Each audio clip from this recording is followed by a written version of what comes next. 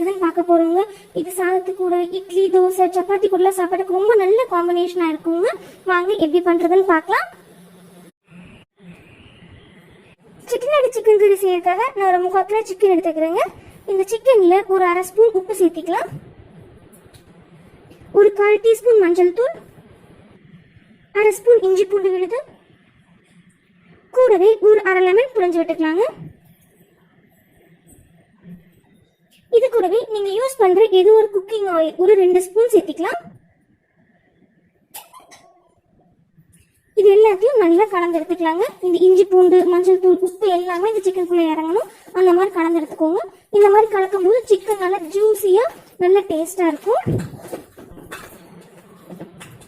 நல்லா கலந்து எடுத்ததுக்கு அப்புறமா இது 1/2 மணி நேரம் நல்லா ஊற வச்சு எடுத்துக்கலாங்க. ஊறட்டும் பார்க்கலாம்.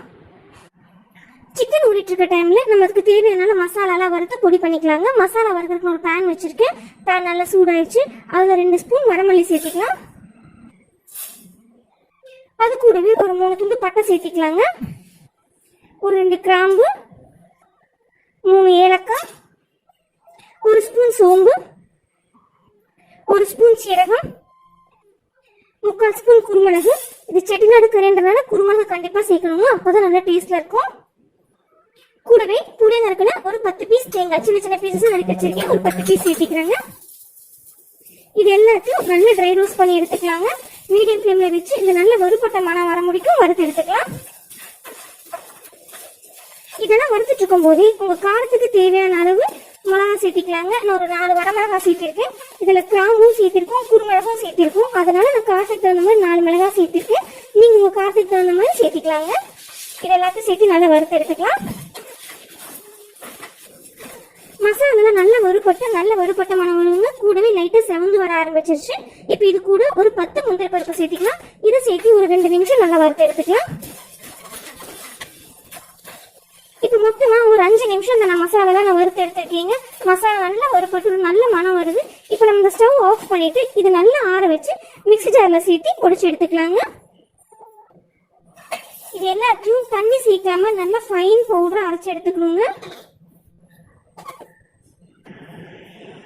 பாருங்க, இந்த மாதிரி நல்ல ஃபைன் பவுடரா அரைச்சு எடுத்துக்கணும். அடுத்ததான் ஸ்டவ்ல ஒரு பேன் வச்சிருக்கீங்க. அதுல குக்கிங் ஆயில் ஒரு 4 ஸ்பூன் சேர்த்திக்கலாம். ஏன்னா நல்லா சூடானதும் அதுல ஒரு 1/2 ஸ்பூன் சீரகம் சேர்த்திக்கலாங்க. சீரகம் புரிஞ்சதும் கூட ஒரு கைப்பிடி கருவேப்பிலை, 2 பச்சை மிளகாய் 2 கீரை சேர்த்துக்கலாங்க. அடுத்ததா அது கூட ஒரு 1/2 கப் அளவுக்கு பெரிய வெங்காயம் நல்ல நீட்டமா கட் பண்ணது சேர்த்திக்கலாம். ஒரு 3 நிமிஷம் இந்த வெங்காயத்தை நல்லா எண்ணெயில வதக்கி எடுத்துக்கலாங்க.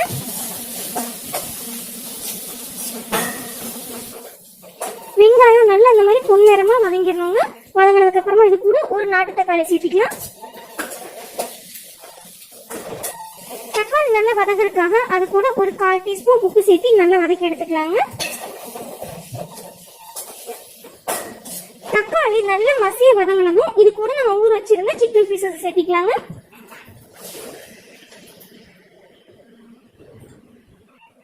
சிக்கன் பீசஸ் சேர்த்ததுக்கு அப்புறமா இதை நல்லா கலந்து விட்டு ஒரு 3 லிருந்து 5 நிமிஷம் இந்த சிக்கன் இந்த மசாலால அதாவது வெங்காயம் தக்காளி கூட சேர்த்து நல்லா வேக வச்சு எடுத்துக்கலாங்க.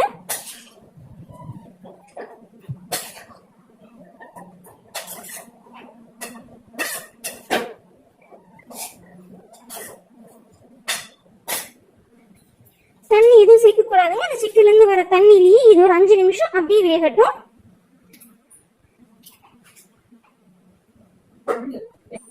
5 நிமிஷம் ஆயிடுச்சுங்க. ஓபன் பண்ணி பார்க்கலாம். ஒரு 5 நிமிஷம் சிக்கன் நல்லா வேக வச்சு எடுத்தாச்சுங்க. பாரு, சிக்கன்ல இருந்து வந்த தண்ணியிலேயே சிக்கன் ஒரு 1/4 திட்டம் நல்லா வெந்திருக்கு. இப்ப இது கூட நம்ம இடியா அரைச்சு வச்சிருந்தா அந்த மசாலா இதை சேர்த்திக்கலாங்க. அந்த பவுடர் ஃபுல்லா சேர்த்திக்கிறேன். இந்த மசாலா சேர்த்து நல்லா கலந்து எடுத்துக்கலாங்க. இந்த மசாலா எல்லா சிக்கன் பீசஸ்க்குள்ளேயும் இறங்கணும். அந்த மாதிரி நல்லா கலந்து எடுத்துக்கணும்.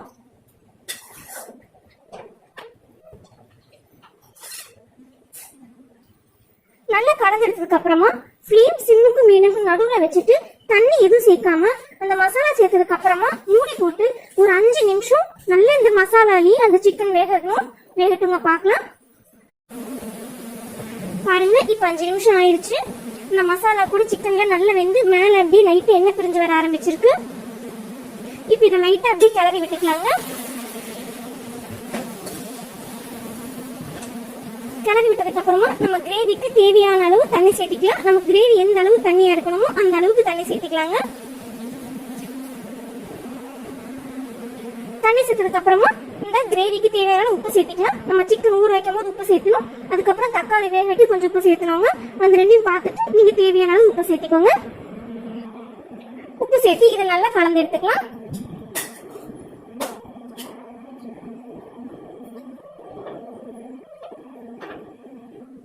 நல்லா கலந்து எடுத்ததுக்கு அப்புறமா உப்பு காரம் சரி பார்த்துட்டு இதுக்கு ஒரு மூடி போட்டு மீடியம் ஃப்ளேம்ல ஒரு 5 to 10 நிமிஷம் சிக்கன் நல்லா வேகிற முடிக்கும் வேக வச்சு எடுத்துக்கலாங்க. இப்ப 10 நிமிஷம் ஆயிடுச்சுங்க. பாருங்க சிக்கன் நல்லா வெந்து மேல ஃபுல்லா எண்ணெய் பிரிஞ்சு வர ஆரம்பிச்சிருச்சு. கிரேவியும் கொஞ்சம் நல்லா திக் ஆயிடுச்சு. இப்ப லைட்டா நம்ம கலந்து விட்டுறலாம். இதுக்கு மேல பொடி நறுக்கின மல்லித்தலை தூவி இறக்கிடலாங்க. சுவையான செட்டிநாடு சிக்கன் கறி ரெடி ஆயிடுச்சு. இந்த சிக்கன் கறி சாதத்து கூட, சப்பாத்தி, இட்லி, தோசை எல்லாத்துக்கும் கூட ஒரு நல்ல காம்பினேஷனா இருக்குங்க.